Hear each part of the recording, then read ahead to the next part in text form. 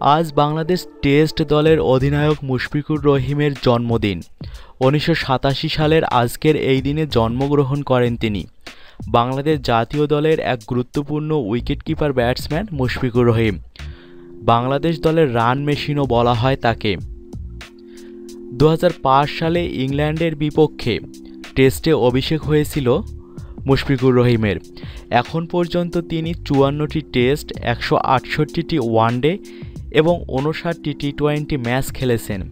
আন্তর্জাতিক ক্রিকেটে ৯টি সেঞ্চুরি করেছেন মুশফিকুর রহিম। আজ তার জন্মদিনে ভক্ত ও বন্ধুদের বিশেষ এক বার্তা দেন মুশফিকুর রহিম।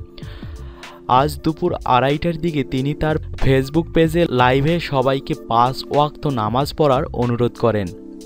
তিনি বলেন, আমার আজকের এই দিনে আপনাদের কাছে ছোট্ট অনুরোধ, আপনারা যে যেখানেই থাকুন না কেন সবাই ৫ ওয়াক্ত নামাজ কায়েম করার চেষ্টা করবেন। আপনারা যদি আমাকে সবাই ভালোবাসেন তবে অবশ্যই নামাজ পড়ার চেষ্টা করবেন। এ সময়ে তিনি ত্রিদেশীয় সিরিজ ও চ্যাম্পিয়ন্স ট্রফির জন্য দোয়াও চান এবং চ্যাম্পিয়ন্স ট্রফিতে দেশকে ভালো কিছু উপহার দিতে চান।